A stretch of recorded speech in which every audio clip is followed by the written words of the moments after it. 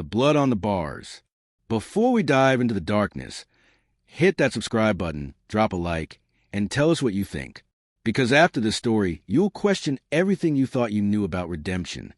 The siren screamed across the cold concrete walls of San Quentin. It was past midnight, and the prison, usually dead silent except for the occasional cough or chain rattle, was alive with chaos. Guards sprinted down the tiers, boots echoing against the iron railings. Someone had just been found dead inside one of the most secure blocks in California's oldest prison. The victim? Marcus Hale, known on the inside as Preacher, a lifer with a reputation for turning the worst men into believers. Some called him a prophet. Others said he was a manipulator hiding behind the Bible. But tonight, he was lying face down in his cell, throat slit with sharpened toothbrush. Detective Laura Kane stood in front of the cell, staring at the lifeless man. The air smelled of bleach, iron, and something else, fear. "Where were the guards?" she asked, her voice sharp. "Same as always," said Officer Daniels, eyes avoiding hers. Routine check every 30 minutes. No signs of a struggle. But Laura knew better. Nothing in San Quentin happened without a reason, and nothing happened unseen. Behind her, a crowd of inmates watched from their cells, eyes glowing in the dim light. Men who'd seen too much violence now looked scared. That said something. Preacher had enemies. Everyone did here. But Preacher had power. He'd started a program that let inmates record confessions, audio diaries about their crimes. The prison warden had approved it, saying it helped with rehabilitation. But Laura had listened to some of those tapes. They weren't confessions. They were warnings. Each one ended the same way. "Forgive us, Father," before it starts again. Now, standing in the flickering light, Laura noticed something else. A symbol, crudely carved into the concrete beneath Preacher's bed. A small circle with a line through it. It looked like nothing, but to Laura it screamed pattern. She'd seen the same mark before, on an unsolved murder in Oakland 2 years ago. Only that case wasn't supposed to have any connection to San Quentin.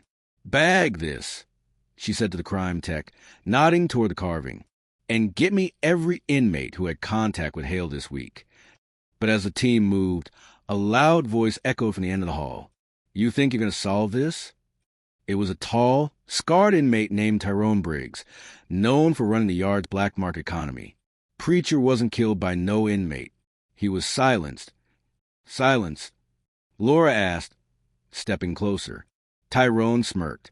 "You ever ask why he started that program? Those tapes weren't just about forgiveness.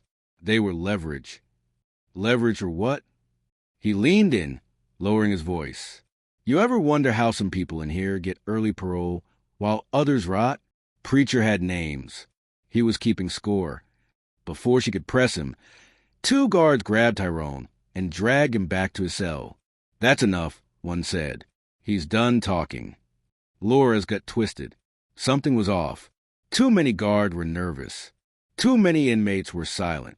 By dawn, the warden called an emergency meeting. His face was pale, eyes shadowed. "Detective Kane, this is a prison matter. We appreciate your help, but we'll handle it internally." "That's not how this works," she said. "You got a dead man with ties to a cold case outside these walls. This is homicide." The warden's jaw tightened. "You'll get your report.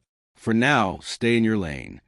She walked out, but not before noticing something odd, a folder on his desk labeled Project Redemption. It was half covered, but she caught a glimpse of the seal.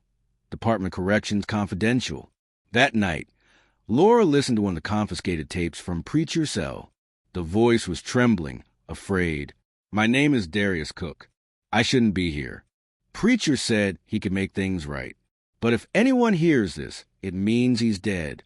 There was a pause, then the sound of keys jingling. A door creaked open, and then a whisper. "They're watching us, even in here." Laura's pulse quickened. She rewound the tape, playing it again. That last whisper wasn't Darius's voice. It was someone else's.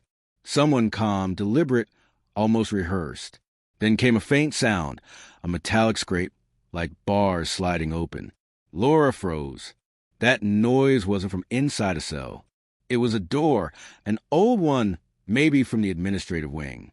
She checked the timestamp. The tape was recorded 2 nights before Preacher's death. Her phone buzzed. A text. No name, just number. Stop digging, or you'll end up like him. She looked around the room, the fluorescent lights flickering. Every sound suddenly felt amplified. The hum of the air vent, the distant clang of a gate. San Quentin wasn't just a prison anymore. It was a web, and someone inside was pulling the strings. Laura stood up, grabbed her jacket, and turned toward the door. But before she reached it, a uniformed guard appeared in the hallway, watching her through the narrow window. He didn't move. He didn't blink. She backed away slowly, hand instinctively reaching for her gun. But when she looked again, he was gone. All that remained was a folded piece of paper slid under the door. She picked it up, for words were scrawled across it in ink. Check cell 39. Tonight. And beneath it, the same symbol she'd seen under Preacher's bed, the circle with a line through it. Laura's heart pounded as the realization hit her.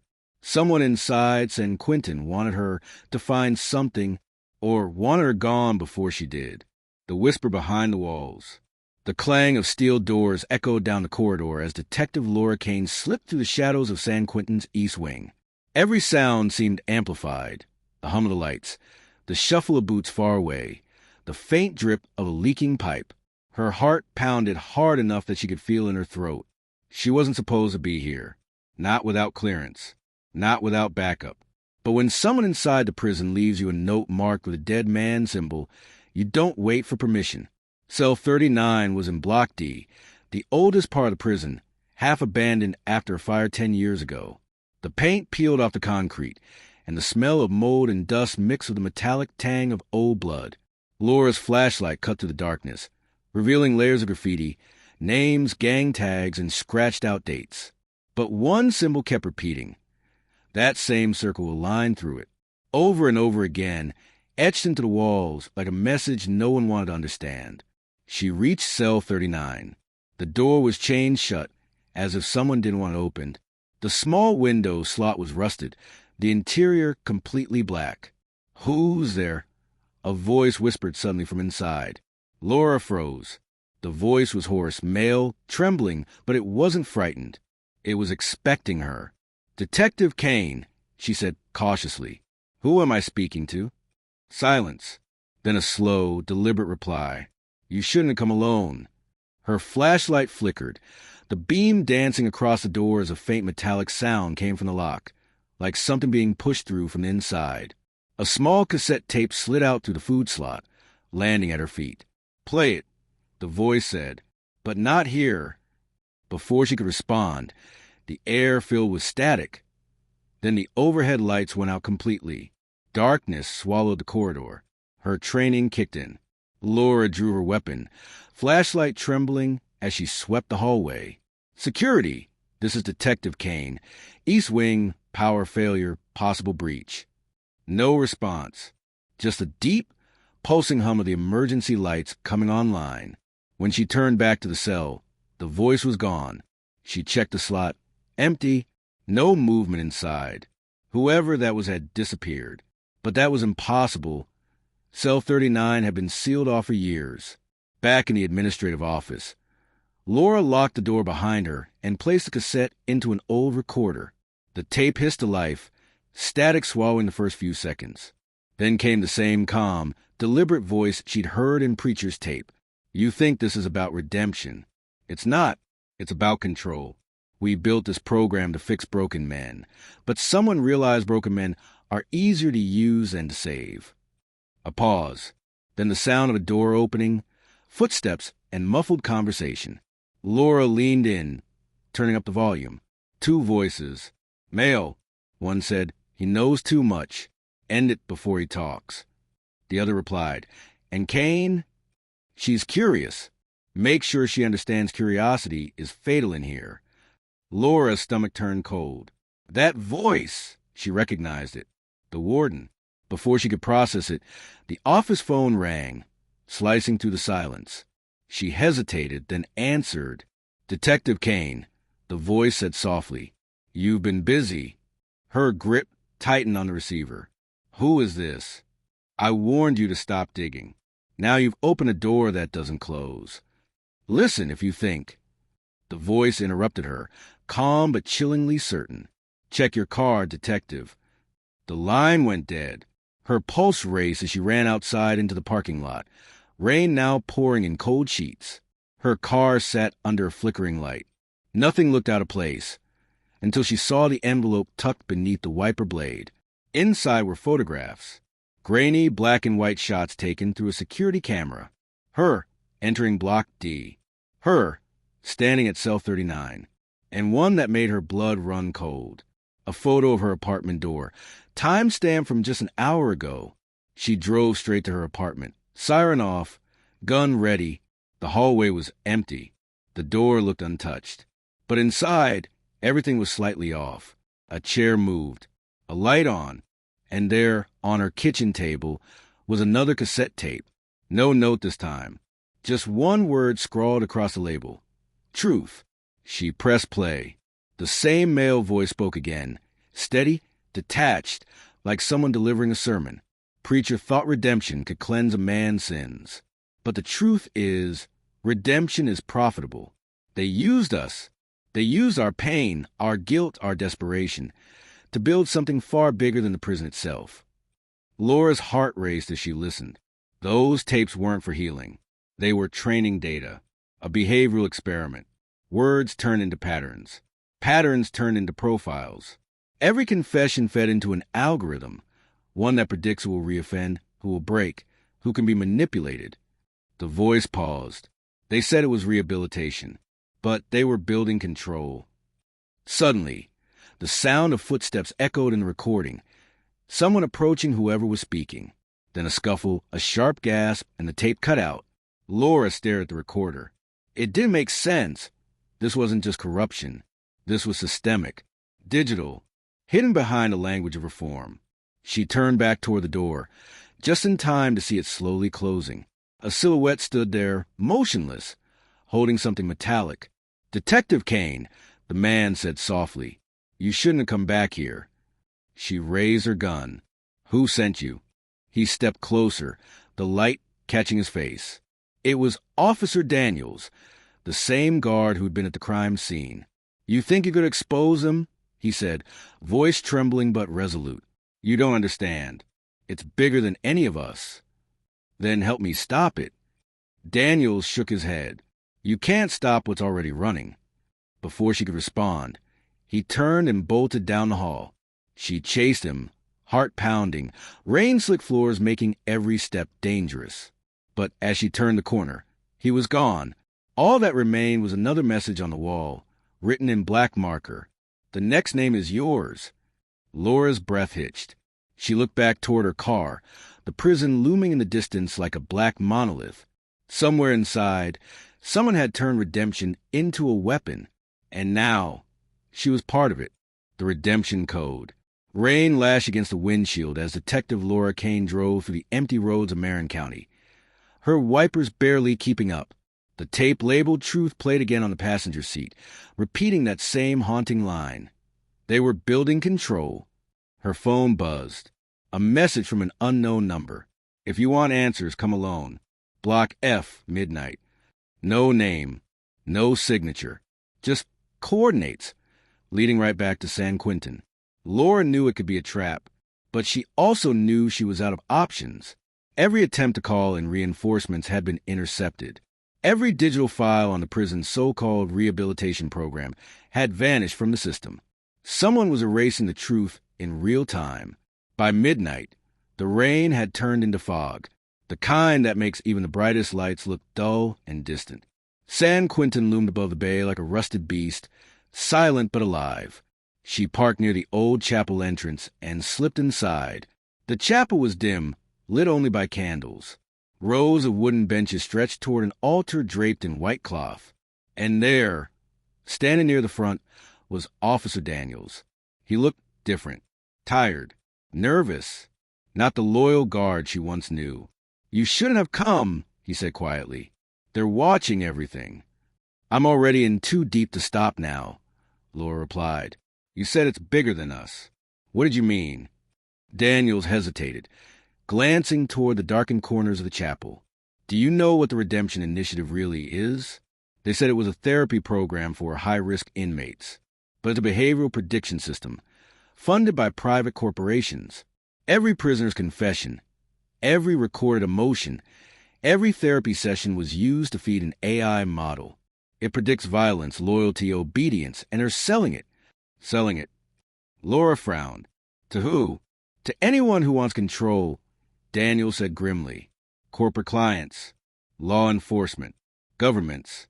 It started here because no one cares what happens to prisoners. But now it's spreading into parole systems, job screenings, even social programs.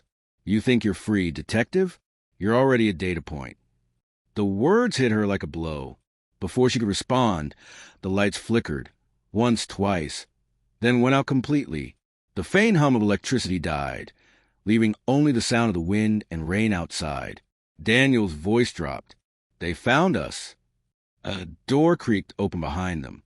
Footsteps, slow, deliberate. Then, from the shadows, the warden emerged. He wasn't alone.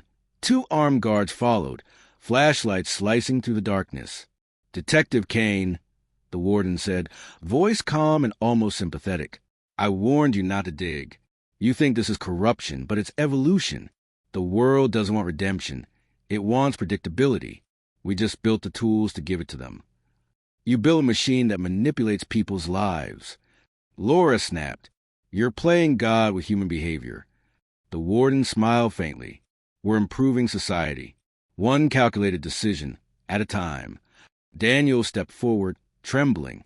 You turn people into experiments, into data. The warden's smile faded. You were part of it, Daniels. Don't pretend your hands are clean. Laura raised her weapon.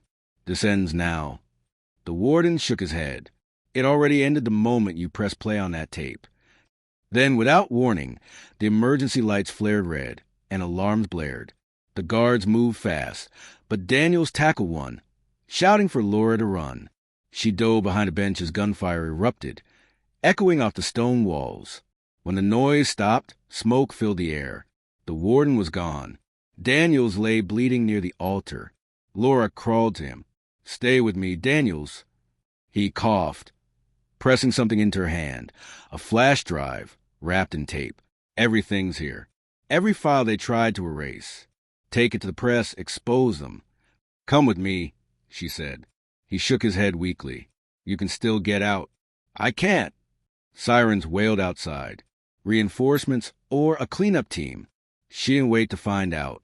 Clutching the flash drive, she sprinted to the side door, disappearing into the fog. 3 days later, every major news outlet in California received an anonymous email containing thousands of classified documents, reports of digital manipulation, contracts between San Quentin administrators and tech firms, audio files labeled behavioral correction trials. The public outrage was instant, but so was the counterattack. The files vanished within hours. Websites reporting the story were taken offline. The whistleblower, identified only as K, disappeared, and Detective Laura Kane was declared missing. 2 months later, a local journalist received a small envelope with no return address. Inside was a photo, blurry, like a CCTV capture. It showed a woman in a dark hoodie standing near the San Francisco pier, her face partly hidden, but the resemblance was unmistakable. Laura Kane. On the back of the photo were just 3 words, written in blue ink. The program continues. They say San Quentin shut down the Redemption Initiative. They say the warden resigned, that the files were destroyed. But late at night, when the fog rolls over the bay, the prison lights still flicker, like a heartbeat that refuses to stop. Some say those confessions are still being processed somewhere in a data center far from California. Some say the model they built now runs quietly in the background of parole hearings, hiring systems, even social networks. And others say Detective Laura Kane didn't disappear at all. She just went underground, still fighting, still exposing, still one step ahead of the system that tried to own her. Because redemption wasn't the goal. It was the bait. And in San Quentin, Every soul has a price. If you think this story was intense, you're not ready for the next one. Hit subscribe, like, and turn on notifications, because the next secret waiting to be uncovered might just change everything.